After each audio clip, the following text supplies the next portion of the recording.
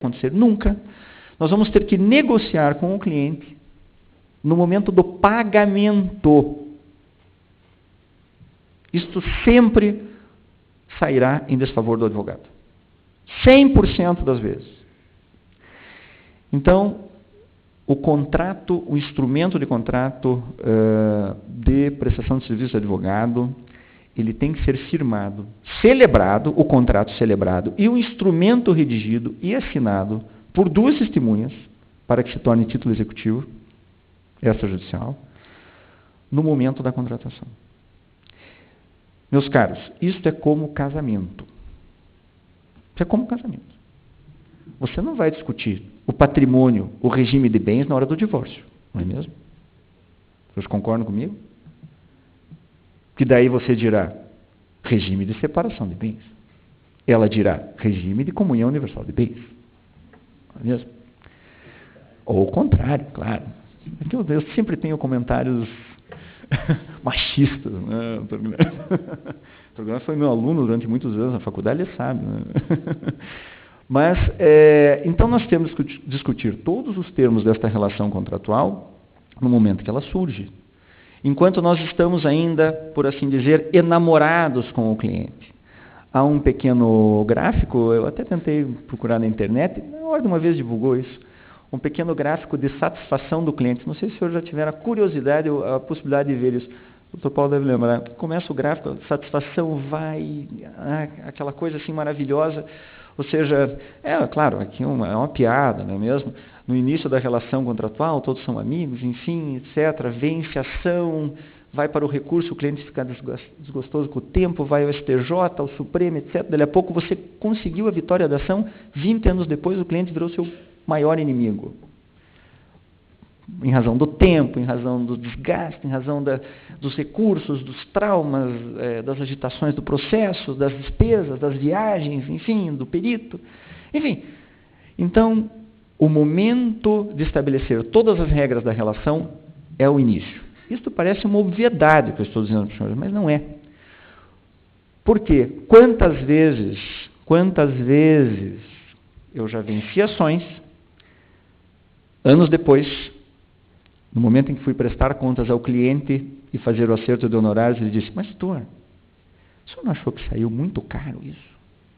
O senhor não quer me dar um descontinho? 15% é muito. Eu tinha um plano de comprar uma casa, eu queria esse dinheiro, o dinheiro da minha vida. Você sabe o que vocês devem falar para o seu cliente? O que é contratado é justo. Eu trabalhei por esse montante. É isso. Ponto final. Não discuta. Não tem o que ser discutido. Não negocie. Não negocie. Claro, existem situações excepcionais, eu posso estar sendo generalista, você tem lá, às vezes, aquele cliente, ele tem mais 50 ações com você, não é mesmo? Talvez, a título de bom relacionamento, diz, olha, hoje estou lhe trazendo uma causa ainda muito mais vantajosa. Tudo bem? Vai da sua linha de negociação. Mas, de regra, o que é contratado é justo. Se dizia lá no direito francês, né, que dit contractuel de juste. Isso aí. Então, contratado é o justo. Então, o senhor trabalhou por aquilo. Não abra mão. Não renuncie àquilo que é seu. Então, veja, instrumento ou termo de contrato de prestação de serviço advocatício. Esse é o nome do documento. O documento não é contrato de honorários. Né? O contrato de honorários é a relação negocial, enfim. Né? O nome é instrumento ou termo de contrato. Contrato oneroso. Né? Porque o Código Civil estabelece, na prestação de serviço no mandato, que o mandato presume-se gratuito. Mas atenção, quando não houver sido estipulada a retribuição, exceto se o objeto corresponder ao daqueles que o mandatário trata por ofício ou profissão lucrativa. Então, aí está a presunção inversa, não é? A presunção de que a nossa relação é onerosa. É uma presunção obrigacional, enfim, não há dúvida, não é? Ela é onerosa. É possível demonstrar-se o contrário? Porque nós temos contratação pro bono, mas daí vai competir ao cliente dizer que a contratação era pro bono ou gratuita. E não o senhor provar que ela era onerosa. Por isso que a relação se estabelece, caso não haja pagamento, em nível processual, uma ação de arbitramento de honorários, que é uma ação muito complicada, muito complicada. Eu já arbitrei isso, já trabalhei como perito, isso é muito complicado. Porque você vai ter que dizer o quanto ganha o advogado, como é que nós vamos aferir, não é mesmo? Pela quantidade de horas de trabalho, pela referência da tabela da ordem dos advogados, não é mesmo? Me lembro ainda remotamente que para a construção de empresa, me parece que era 4% do capital social. 4% numa pequena empresa pode significar nada. Pode significar lá R$1.000. Mas talvez se você estiver fazendo os atos constitutivos numa grande sociedade anônima, uma transnacional, talvez seja um valor absurdo. Então, ou seja, nós temos que tomar alguns referenciais, o tempo, os recursos, as audiências, os deslocamentos, enfim, todas as teses levantadas, o pioneirismo. Mas por que isso? Se nós podemos resolver tudo numa folhinha, um instrumento de contrato que deve ser assinado, não é ofensa ao cliente pedir que ele assine um instrumento de contrato. Não é ofensa. Há uma argumentação muito simples, caso o cliente venha com aquela história do mas por quê? Não, depois a gente acerta, fio de bigode. Ninguém vai falar para você fio de bigode, mas ele vai, de uma certa forma, te convencer de que o contrato é desnecessário. É simples, diga, o contrato é para a sua segurança. É para a sua segurança. Porque lá na frente, o contrato vai me impedir de cobrar, além daquilo que nós estamos combinando hoje. Eu, o meu sócio, o meu escritório, talvez eu tenha morrido daqui a 10 anos, quem sabe. Então é para a sua segurança. O senhor vai ficar tranquilo. É verdade, não é mesmo? Nós temos que ter uma relação bilateral, uma segurança bilateral. Então, parágrafo único. Se o mandato for oneroso, caberá ao mandatário a retribuição prevista em lei ou no contrato. Sendo esse omisso, será ela determinada pelos usos do lugar ou, na falta desse, por arbitramento. É o nosso caso. E ainda entra em questão aqui o elemento usos do lugar, muito presente no atual Código Civil. Então, por quê? Os honorários que são arbitrados em Curitiba não são os mesmos daqueles arbitrados em São Paulo. Mas também não são os mesmos daqueles arbitrados lá em, desculpem, mas em Irati, ou em qualquer pequena cidade do interior do estado. Claro que não. Então nós temos, além desse componente do arbitramento, um outro elemento, que é desse conceito indeterminado, dos usos do lugar. O juiz vai dizer, olha, aqui em Laranjeiras, nós temos 32 advogados em toda a região, uma causa de R$10.000 é a causa do ano. Então, R$10.000 é muito dinheiro. Então, nós temos todos esses componentes e temos ainda a decisão do juiz. O Estatuto prevê no artigo 22 que a prestação de serviço profissional assegura aos inscritos na OAB o direito aos honorários convencionados, aos fixados por arbitramento judicial e aos de sucumbência. Então, veja que eles não se confundem, todos nós sabemos disso, não é? O advogado, quando indicado para patrocinar causa de juridicamente necessitado, no caso de impossibilidade da defensoria pública, no local da prestação de serviço, tem direito aos honorários fixados pelo juiz. Veja, então é muito importante. Nós temos também que brigar pela fixação de honorários quando a advocacia é dativa. Muito importante. A nomeação de advogado ativo, advogado ad hoc, para o ato específico, merece remuneração. Mesmo que seja para uma audiência. Me lembro, uma vez estava lá no Justiça Federal, um processo criminal complicadésimo. Abre a porta lá, o juiz fala assim, o senhor, entre aqui. O senhor pode fazer uma audiência para mim? Eu falo assim, mas doutor, não, é simples. É uma audiência, encerramento de instrução criminal. Ele só vai pegar de 30 a 50 anos de prisão. Estou brincando.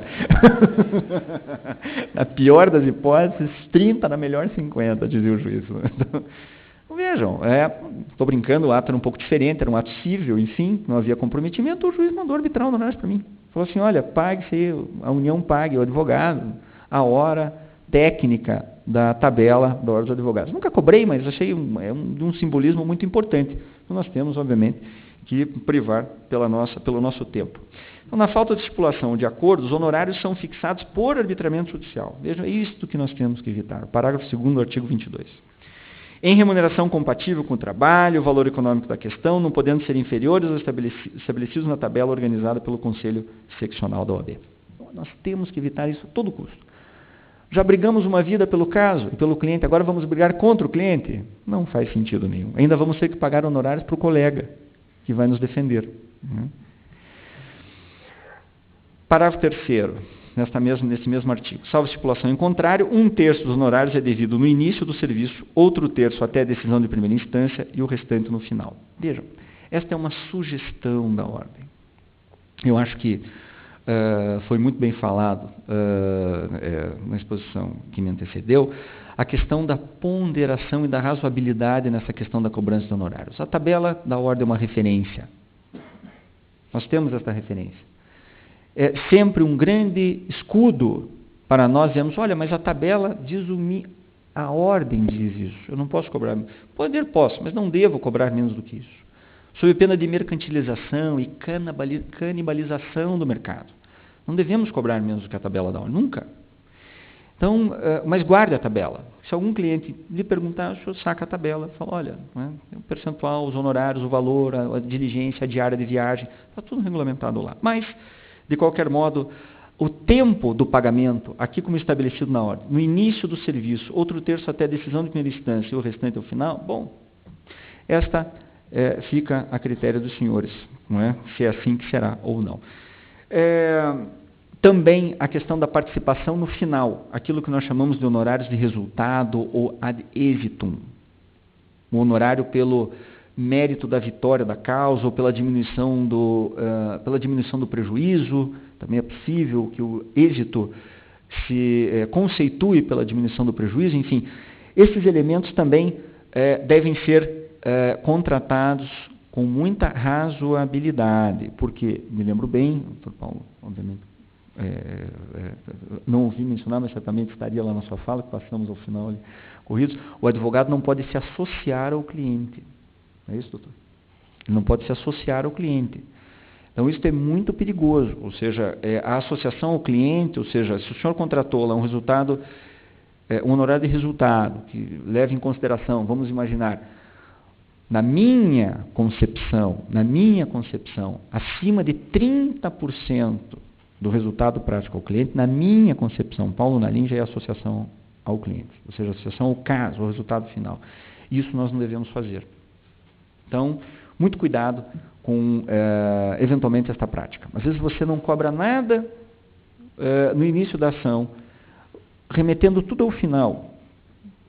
Faça isso se você achar que é possível, necessário, enfim, mas cuidado com esse final.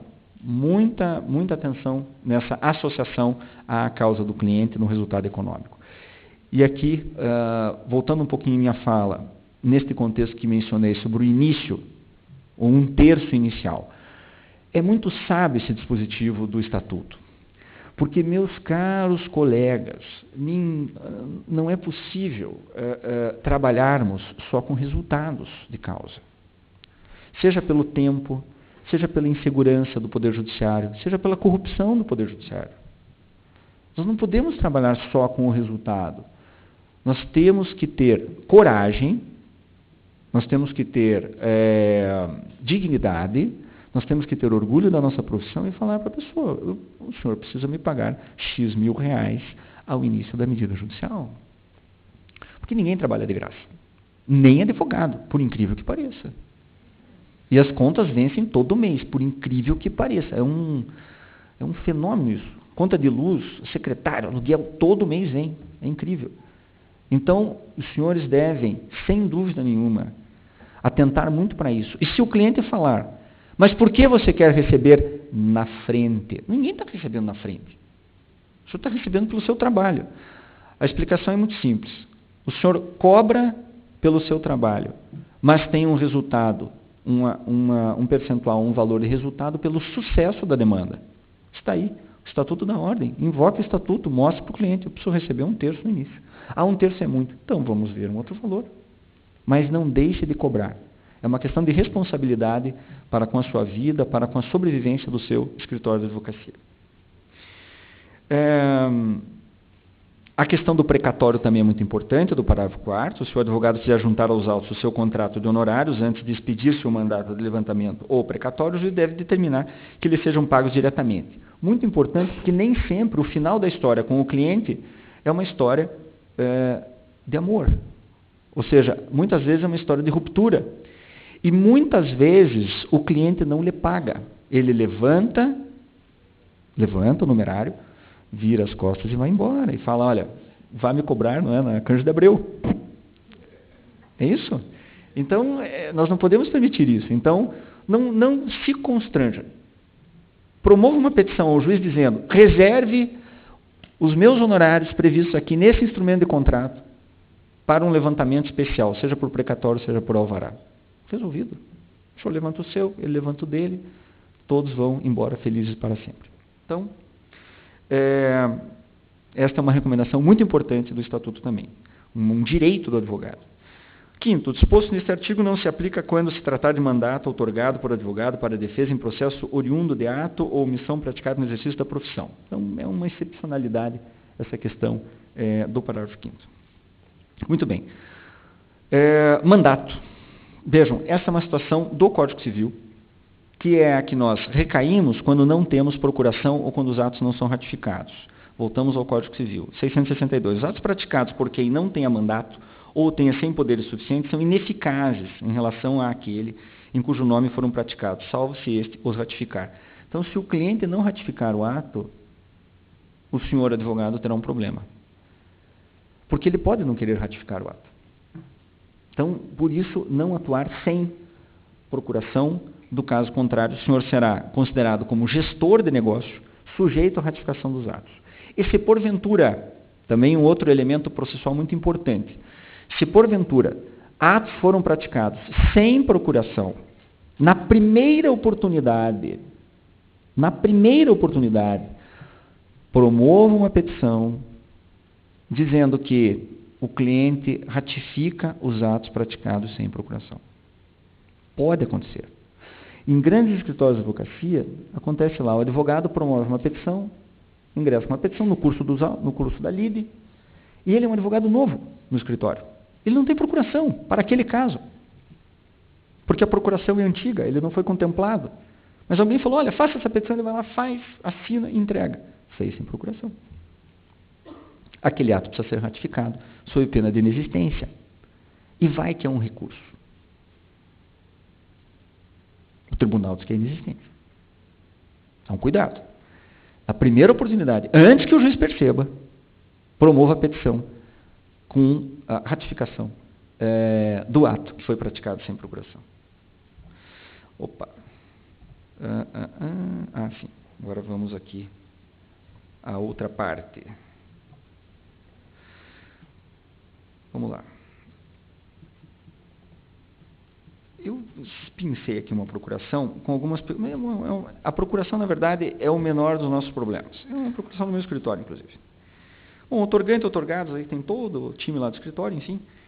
Mas eu quero destacar o seguinte, quero destacar isso aqui. Ó.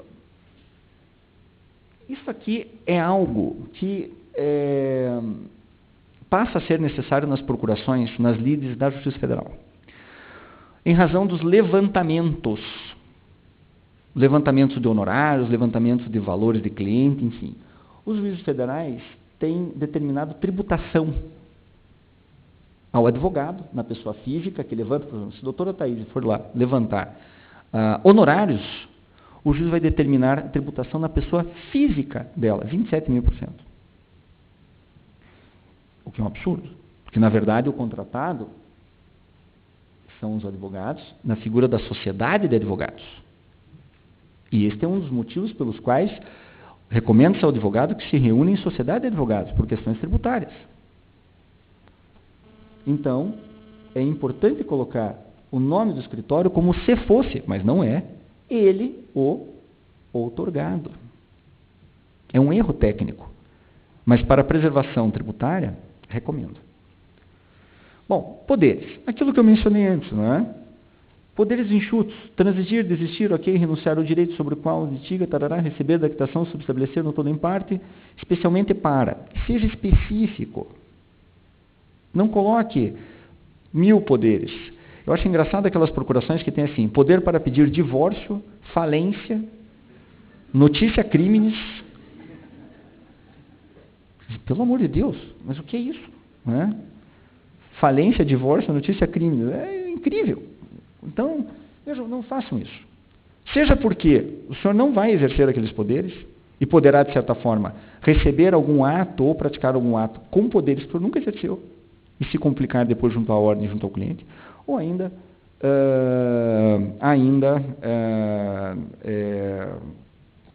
perder a chance, maravilhosa chance, de reencontrar o seu cliente para outros assuntos.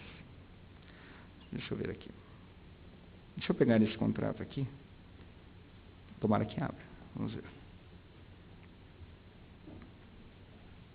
Não. Aí.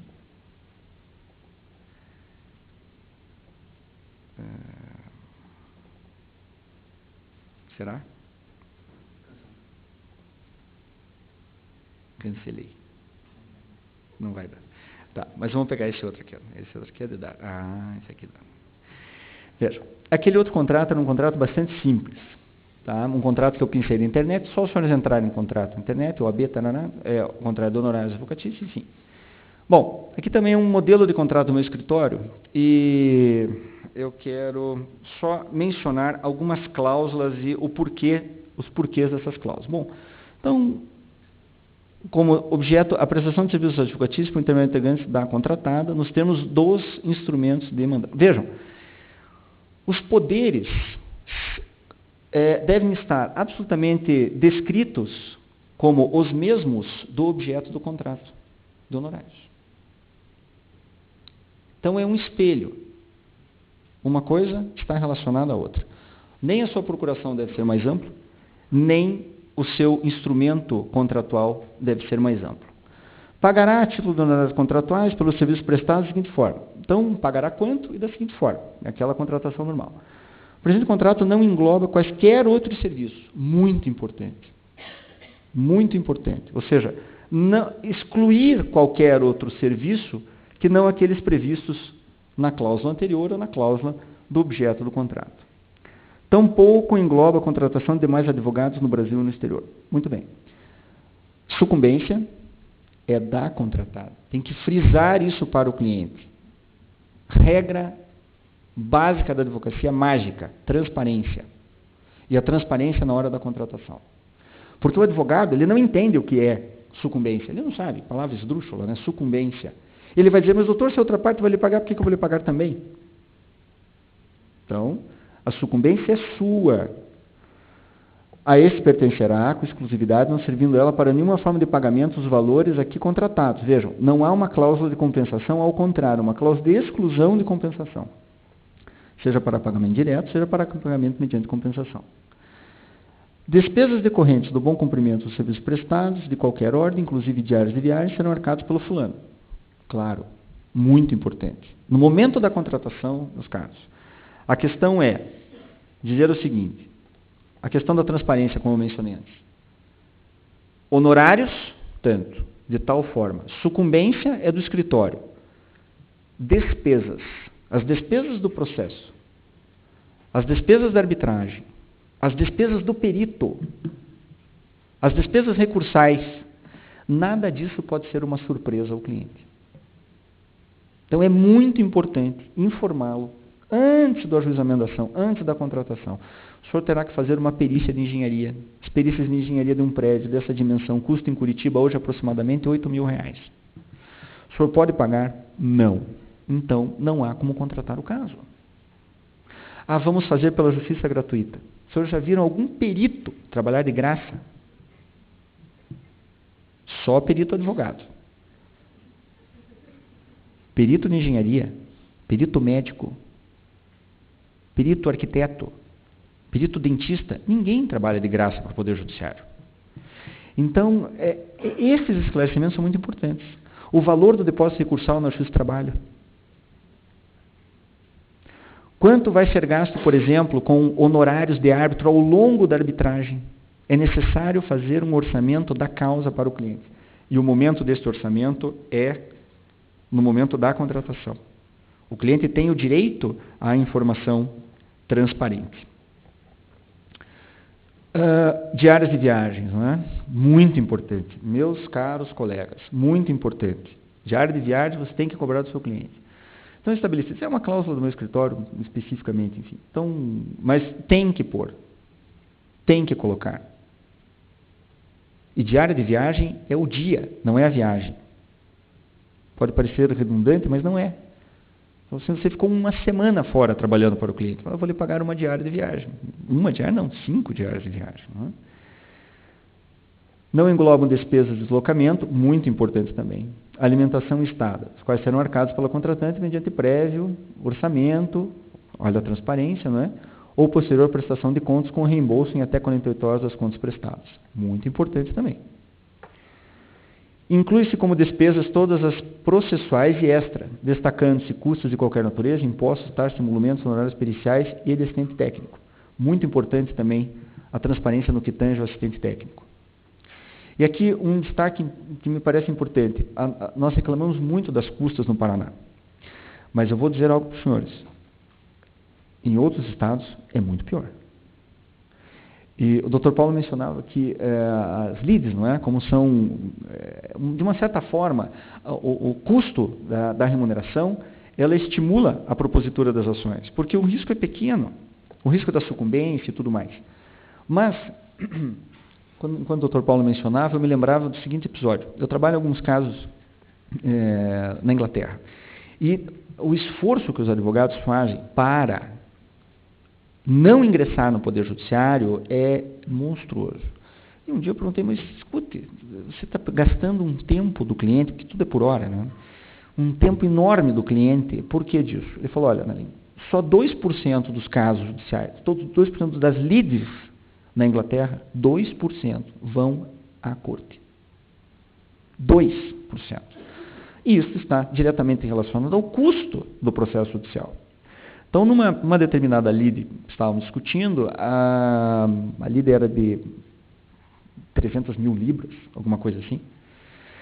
Antes de se ingressar no poder, uma ação judicial, enfim, nessa fase de mediação e tentativa de acordo, e troca de notificações e cautelares, etc., a outra parte já tinha gasto 140 mil libras.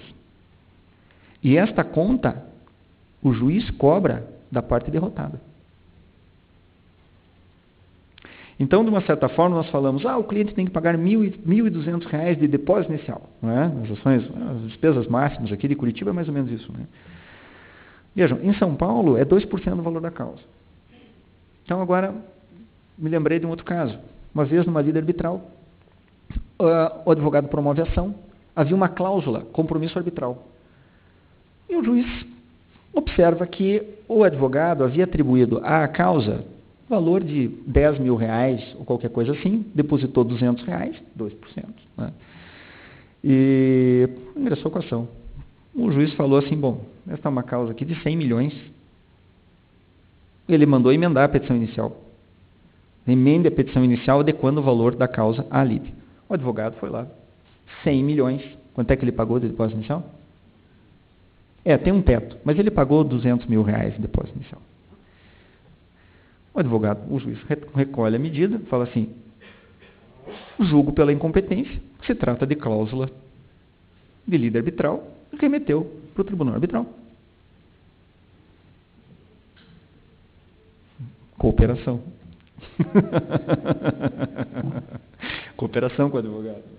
Mas vejam, é isso. As nossas lides, em Santa Catarina também as custas são mais altas do que o Paraná. Então, nós ainda vivemos num sistema de custas baratas. E isso estimula muito o ajuizamento das ações. Mas, de qualquer modo, custas não é um problema do advogado. Não adiante custas, e se o fizer, preste contas e cobre imediatamente. O que você paga de custas para um advogado, você o faz com os honorários que você recebeu de outro. E isso não está correto. Então, o contrato reputar-se-á antecipadamente vencido, atendendo ali a pergunta do colega. Sendo devidos os honorários referidos na cláusula tal. Vejam, tem que ter a cláusula dizendo que é devido, por vencimento antecipado. Então, se ele desistir da execução do objeto do contrato, se não é contratado, otorgar procuração com idênticos poderes sem autorização escrita a outro advogado, contratar outro profissional do direito do escritório de advocacia, bem como assessoramento econômico para executar os mesmos serviços, ainda que sem revogação. Por qualquer outra causa que leve à resilição lateral do presente contrato, mesmo que decorrendo de denúncia vazia. Iniciar e estabelecer transação com outra parte, muito comum. Muito comum. Então, o cliente precisa estar informado. Se ele fizer isso, ele pode fazer. Só que os honorários serão devidos.